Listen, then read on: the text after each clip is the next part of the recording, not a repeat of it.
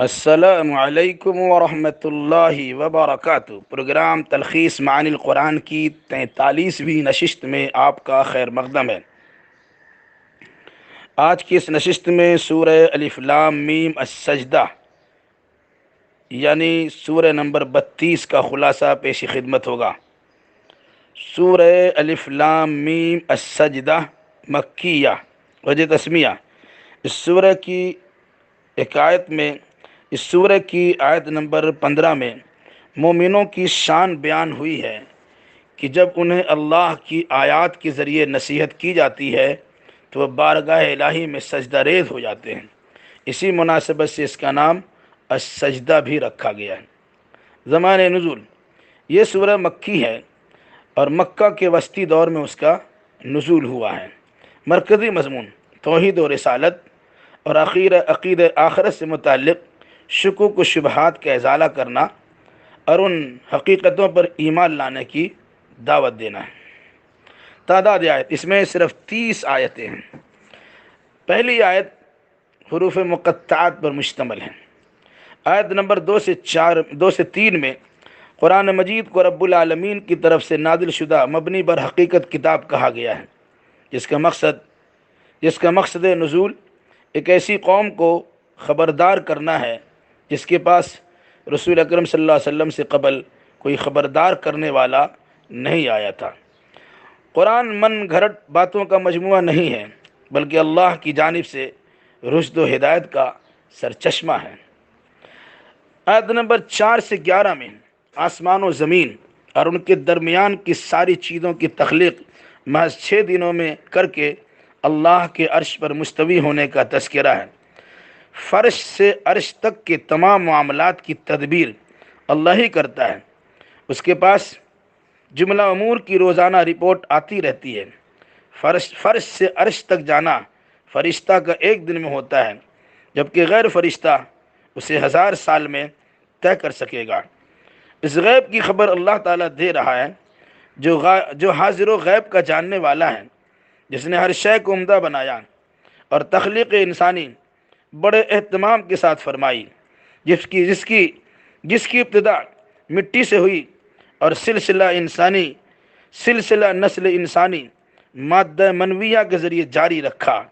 سب سے اچھی شکل و صورت میں انسان کو پیدا کر کے آنکھ، کان، دل و دماغ بخش دیا، مگر انسان کا حال عجیب ہے کہ ان انعامات الہی کا شکر گزار ہونے کے بجائے ناشکری پہ تلا ہوا ہے۔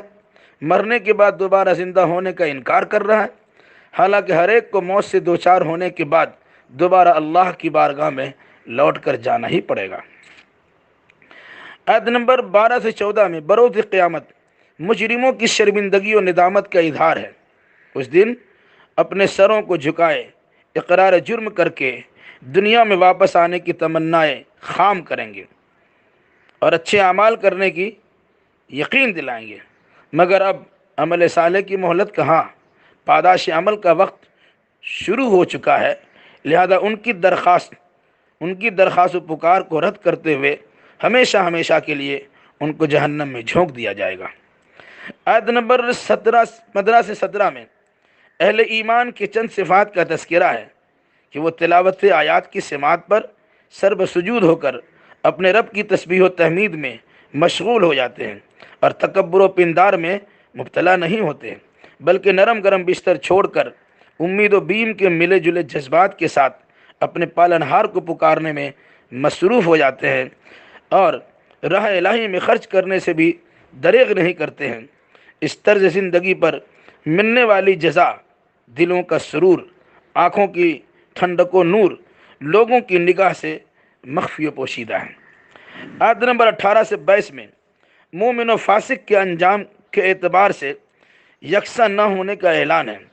ایمان و عمل صالح کی بنیاد پر بطور ضیافت جنت ہے، جبکہ فسق و فجور کی وجہ سے بطور سزا جہنم ہے، جہاں سے باہر نکلنے کی بار بار کوشش ہوگی مگر ان کی کوشش ناکام ہو جائے گی، بالآخر نار جہنم میں ڈھکیل دیا جائے گا۔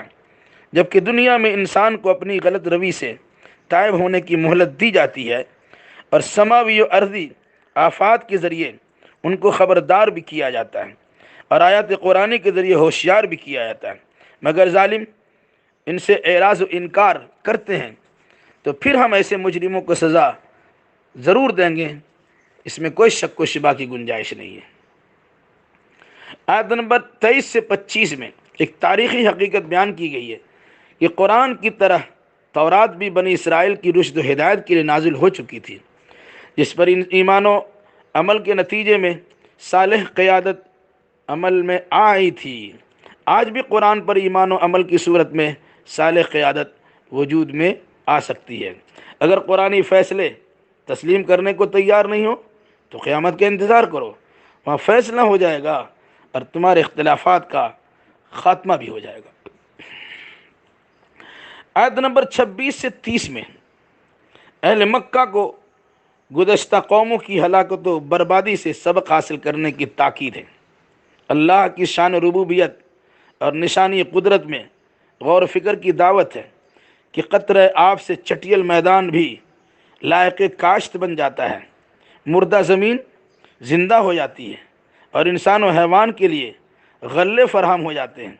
مخلوقات کا مشاہدہ کر کے خالق کی معرفت و پہچان لازم و ضروری ہے، اور بعث بعد الموت کا عقیدہ مبنی برحق و صداقت ہے۔ اس دن کفار ایمان لانے کی تمنا کریں گے، مگر اس وقت ایمان لانا نفع بخش نہ ہوگا۔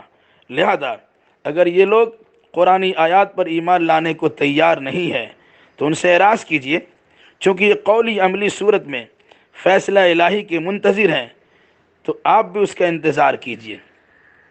اللہ تعالیٰ سے دعا ہے، الہی تو اپنا فضل و کرم ہم پر نازل فرما اور ہمیں جملہ مسلمانوں کو اور تمام انسانوں کو اپنے پیغام کے سمجھنے کی توفیق اور اس کے مطابق عقیدہ و اعمال بجا لانے کا جذبہ عطا فرما دیں۔